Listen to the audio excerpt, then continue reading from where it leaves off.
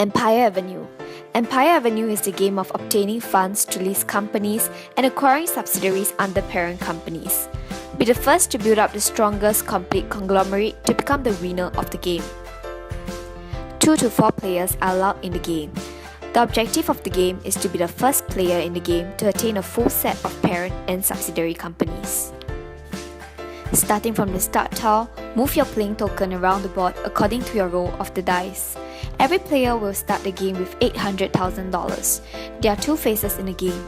In phase 1, when you land on a Q&A tile, answer a question from the Q&A pile of cards correctly to be rewarded money. Each question answered correctly awards the player $50,000 from the money pile.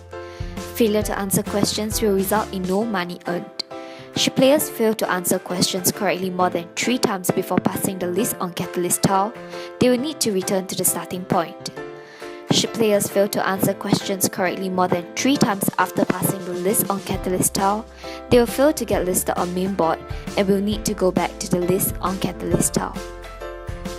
Next, when you land on the venture capital tile, you will also receive money but less than when you answer a question correctly. The first player that reaches the listed on main board tile gets his first choice of parent company.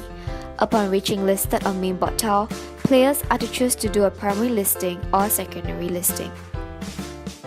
Players who do a primary listing will be paid $100,000 by each other player who wants to buy their company's shares. This is to allow players to receive a sum of money at the start.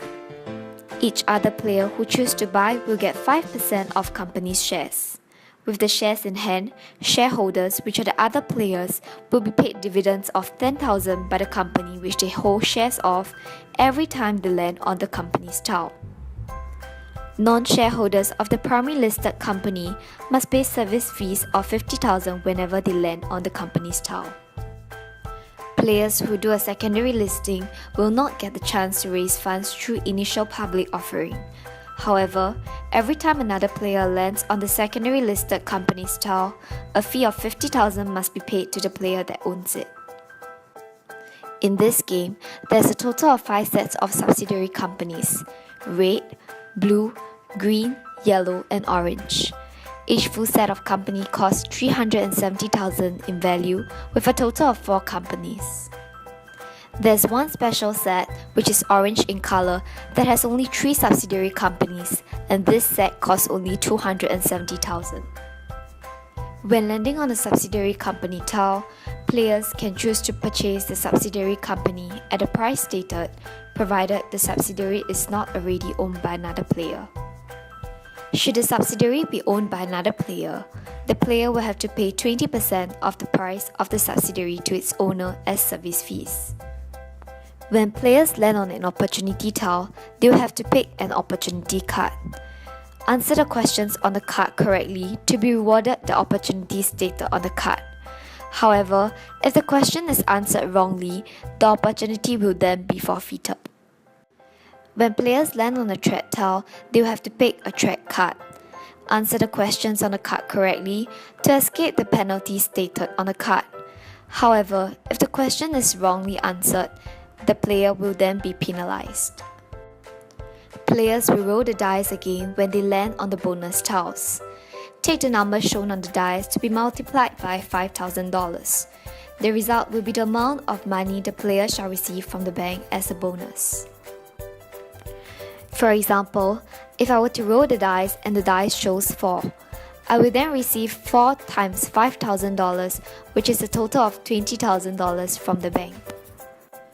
When players land on the liquidation sale tile, their company has entered liquidation. Players will have to sell away any one subsidiary company to clear their debts and settle their liquidity problems.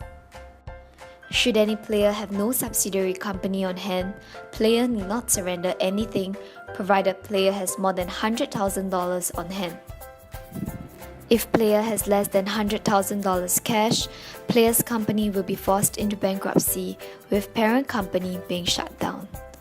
Player will have to restart position back at start tile and release on the catalyst and main board. A 10% tax will be charged to players that land on the taxes tile, where players have to pay the bank 10% of the total value of their subsidiaries. When players step on this tile, player's company will be suspended, where players will be forced to remain on the suspended tile and miss 3 turns. To avoid being suspended, players can pay $200,000 to the bank and be able to play as per normal. If players have subsidiaries of different colors on hand, player will have to sell any one of the different colored subsidiary to the bank at its original price. Lastly, every time players pass the gold tile, they will receive 20% worth of their total subsidiaries in cash from the bank.